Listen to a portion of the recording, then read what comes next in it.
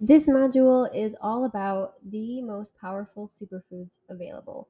And by superfoods, we just mean these foods are so incredibly nutrient dense that they make it really easy to meet our nutrient needs day by day. So, we're probably all used to thinking of superfoods as these plant powders or spinach, blueberries, things we've been told are just really nutrient dense plant products. But the problem with that is that usually these nutrients are actually not that bioavailable. So, what we're talking about here in this module are the best foods with the most bioavailable micronutrients. So, first and foremost are oysters. Oysters are truly a real food supplement. They're an amazing source of zinc and vitamin B12, notably. Since our body cannot store zinc, it is best to consume the RDA daily. Thus, it's wise to consume small amounts of oysters regularly instead of a lot at once. So, the best way to go about eating your oysters to get zinc in particular is to have about 20 or more grams of protein at this meal to improve zinc absorption. So, what I mean by that is when you're having your oysters, try to have it with at least 20 grams of protein as well, because that's going to improve your zinc absorption. So, for example, having some oysters and then a side of cottage cheese and cooked apples, or cottage cheese and fruit, or orange juice, or something as a snack. That would be a really excellent way to get oysters in. So, all this to say, oysters in general are an incredibly nutrient dense food. In just 35 grams of boiled oysters, we get 97% of the RDA of zinc. We get a good amount of B12, folate, manganese, copper, and potassium, most notably. So they're an incredibly rich, nutrient dense food that we can think of as a supplement. So definitely we want to swap any external zinc supplements with just consuming oysters. The next nutrient dense food is liver. So, liver is often termed nature's multivitamin for a good reason. It's seriously jam packed with so many important nutrients, most namely retinol, which is vitamin A, vitamin D, all of the B vitamins, copper, and zinc. Since our body does not store many of these nutrients except fat soluble vitamins A and D, it is again optimal to consume a small amount of beef liver each day. So, just a note on this again. So, it's not a bad thing to consume, let's say, 12 oysters or 24 oysters in one day and then just have them once a week. That's still better than none. But it's just advantageous to consume a little bit each day to really space out and dose these nutrients in a way that our body can optimally absorb and utilize. So that's why we're kind of recommending this little by little approach as to one big source. So some people can just get away with eating 4 to 5 to 6 ounces of liver once a week, but it might be more advantageous to consume 1 to 1.25 or so ounces of beef liver 3 to 5 days of the week. So, consuming about 1.25 ounces of beef liver at once helps us cover our basis for all of the nutrients that I mentioned. So, vitamin A, vitamin D, all of the B vitamins, copper, and zinc, while also not reaching any toxicity concerns, because I know that some concern over liver being a source of too concentrated amounts of retinol. So, if you don't want to take either liver or oysters, you can supplement these foods in the desiccated form. I do not believe it's going to give you as concentrated of a source, but it's still a good option. So you can definitely look into that. In the supplemental section, we do recommend our favorite brands for both freeze dried liver capsules and oyster capsules. A common misconception is that liver stores toxins. Instead, liver actually stores a ton of powerful nutrients that helps the body use and get rid of toxins. So once the liver has identified the toxin, they are marked to be excreted via the intestines or kidneys. If the animal, so let's say the cow, is faced with a toxin overload, those toxins actually accumulate in the fatty tissues or nervous system of the animal, not the liver. However, unhealthy animals can develop NAFLD, alcoholic fatty liver disease. So you definitely don't really want to be consuming an unhealthy liver. So it is important that you use a source you trust. So we're talking a really good grass-fed, grass-finished, regenerative farm, ideally to find your liver. The next superfood are egg yolks. In just 3 eggs, you get a large amount of your vitamin A, so in the form of retinol, B1, B2, B6, B12. We get a good amount of vitamin E, biotin, folate, choline, copper, zinc, and selenium. Most notably, though, look at that B2 and look at that B12, choline, and selenium. These are all incredibly important nutrients for thyroid function. These values will be even higher when you source from a local farmer that raises eggs out on pasture. So just keep in mind that these levels are based on a standard, chicken egg that you find in the grocery store. But just know that you're getting a lot more than just protein and fat when you're eating an egg. It's more than that. It's so much more. It's an incredible superfood that we should be consuming daily. So we don't just eat the egg yolks, we do eat the egg whites too. And the egg yolks contain most of the nutrients, but the egg whites are a good source of protein nonetheless. The nutrients, antioxidants, and cholesterol in the egg yolks are best consumed raw or barely cooked, and we've listed a reference for this. But the protein in the egg whites are better absorbed when cooked. So that's important to keep in mind. For egg whites, cooked eggs have a bioavailability of around 91% for protein, while raw eggs have a protein bioavailability of around 50%. Again, we have that reference linked, so keep that in mind. Heating the egg whites changes the protein structure, which makes them more accessible for our digestive enzymes and thus more easily absorbed. So egg yolks are better lightly cooked or raw. Egg whites are better consumed cooked. So there's a few different ways we can go about this that we'll discuss in just a minute here. In addition to cholesterol, the egg yolks contain some PUFAs, which can oxidize in the presence of heat or oxygen. Lipid oxidation and cholesterol oxidation are higher in fried eggs relative to boiled or raw eggs. So this is why it's so popular and we love sunny side up eggs, because you're cooking the egg whites and then you're barely cooking the egg yolks if you're leaving them runny. Or you could separate out the yolks and the whites, cook the whites, and then top the meal with the raw yolks. Or just consume the yolks on its own. It is okay to consume raw egg yolks if you're buying your eggs from a trusted source. We also love jammy eggs since the presence of the albumin and the shell that surrounds the yolk prevents the interaction of oxygen and light with the lipids during boiling. So look up jammy eggs if you have not yet tried that. It's such a great way to cook eggs. It's hard to fail because you can use a specific timer. And then basically what you have is a cooked egg white around a really jammy, lovely egg yolk. Plus, raw egg whites contain avidin, which can bind with the important vitamin biotin to prevent absorption. So, one of the main reasons to eat eggs is because they actually are high in biotin. So, we don't want to be consuming them in a way that limits this absorption. So, as we've shown at our farm, Angel Acres, the type of fat a chicken eats impacts the fatty acid profile of an egg. That said, it is best to find chickens that are fed a diet free of soy, ideally a low PUFA diet, as this will reduce the amount of PUFAs in an egg yolk. So, you might hear the recommendation sometimes from pro-metabolic people to eat no more than 2 eggs a day, and the reason being is because standard store-bought eggs are higher in PUFA. Now, this is not a reason to not eat eggs, because eggs are still an incredible source of nutrients and the nutrients will always outweigh the PUFA when it comes to eggs.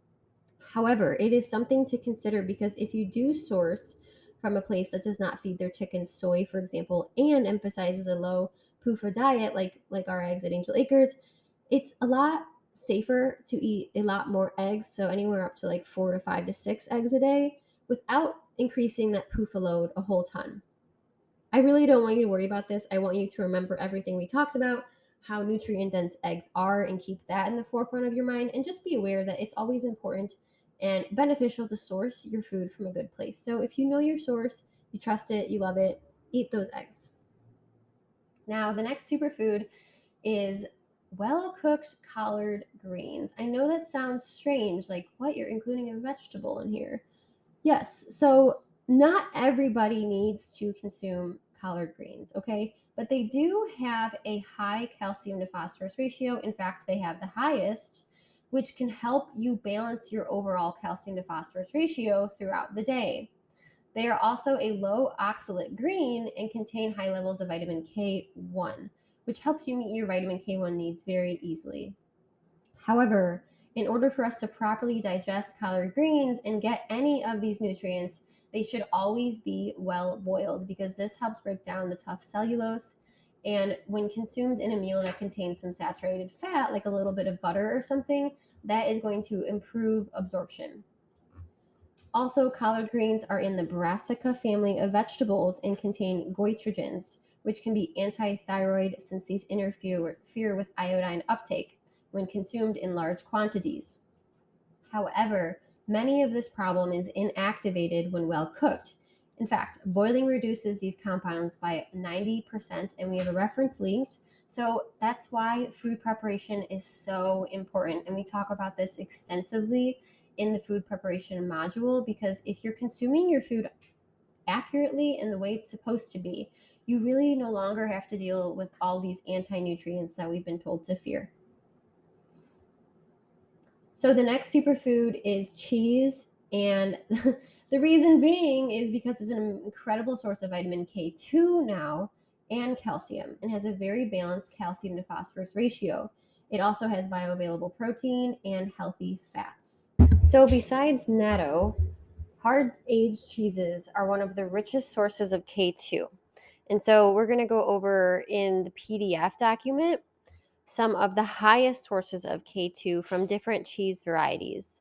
So make sure you check that out. We list things like aged Gouda and Milner cheese, which have a very, very, very high concentration of vitamin K2 and high concentration of calcium per 1 ounce, all the way down to the lower. But just keep in mind, just because a cheese isn't super concentrated with vitamin K2, for example, doesn't make it a bad cheese. Okay, we just wanted to provide this resource so you can know how to get a good amount of K2 in your diet just by eating cheese. So the next superfood is milk. So yet again, another excellent source of calcium. You can see the trend here with the collard greens, the cheese, and now the milk. So milk provides a number of important nutrients and is one of the best sources of calcium with, again, a good calcium to phosphorus ratio. The protein in milk is also very bioavailable, just like the cheese, with easy to digest carbs, healthy fats, and of course, a good amount of protein. However, drinking a lot of whole raw milk each day can be a lot of added fat to one's diet. So, using a reduced fat milk is okay. So, skim milk, 2% milk. The best way to do this is to buy raw milk and then separate the cream out in the fridge using a drink dispenser. Due to the gravity, the cream will separate to the top, and then you can easily dispense about 1% milk out the bottom. We use the cream to make butter, and then we drink multiple cups of the lower fat, likely around 1 to 2% milk per day. However, you can also buy reduced fat organic milk, but some people have a really hard time with the synthetic vitamins that are added to the milk. So, again, the best bet would be to buy organic whole milk and then one that's not homogenized because you can separate the fat. Or, again, just drink the whole milk. If that works for you, that's totally fine. There's absolutely nothing wrong with that. I think that the best thing that I've heard regarding this topic is from Dr. Ray Pete, and he said, find a milk that tastes good.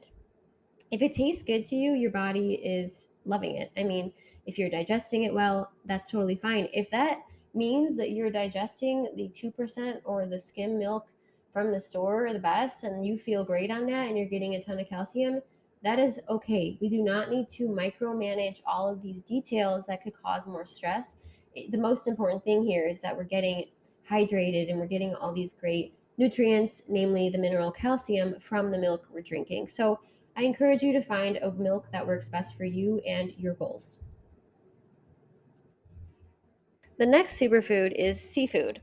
Seafood is so nutrient rich and provides so much selenium and iodine, which are two very important nutrients for thyroid health. The protein in seafood is also very bioavailable, and it actually has a really balanced amino acid profile and is low in iron. Since our oceans are polluted, however, most namely with things like mercury and cadmium, we tend to only eat seafood about 2 to 3 times per week besides our daily small amount of oysters. And this is just because we do not want to overexpose ourselves to potential toxins.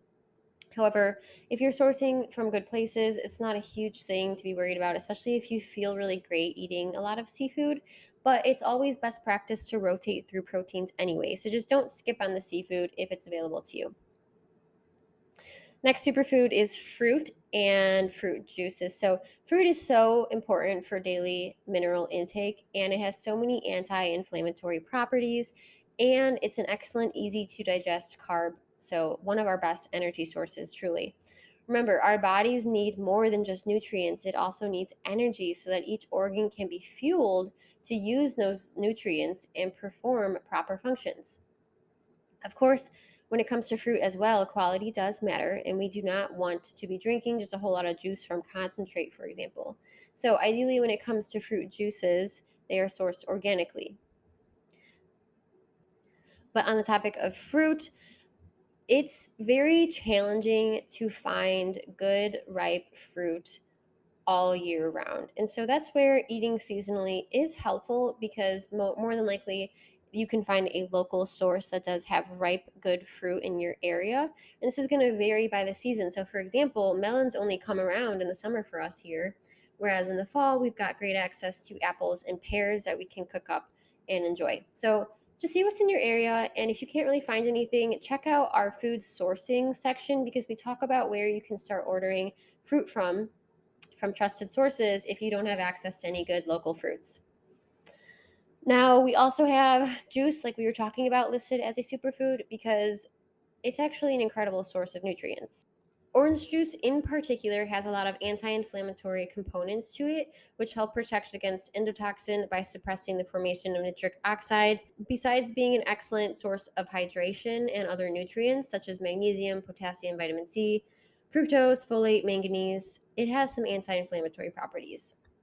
Now, like I said, of course, we do not want to buy all of our juice from concentrate. So, ideally, fruit juices are sourced organically. And sometimes, if you have the ability to juice your own ripe organic fruits, is an awesome, awesome option. So, orange juice and citrus fruits can also protect us from UV induced skin damage. The pigment melanin in our skin protects us from UV damage. And some of those components that we talked about in orange juice increases the production of melanin. So, keep in mind, and this goes for all the different superfoods, sourcing is important. We want to keep that in mind, especially if we're doing things like beef liver. We just have to do our best with oysters. It can be hard to find a local source, especially if we're not by a ocean. So that's where we usually rely on just the canned boiled in water. When it comes to egg yolks, think about what those chickens are eating and whether or not they are on pasture. We need to cook our greens properly. We need to source milk that tastes good and works for our digestion, ideally raw if possible, but if not, do not be afraid of other sources. Rotate in some seafood to your daily nutrient or weekly nutrients, and don't skimp on the fruit and fruit juices, finding ones that taste good and make you feel good. So, hope this was helpful, and we'll catch you in the next module.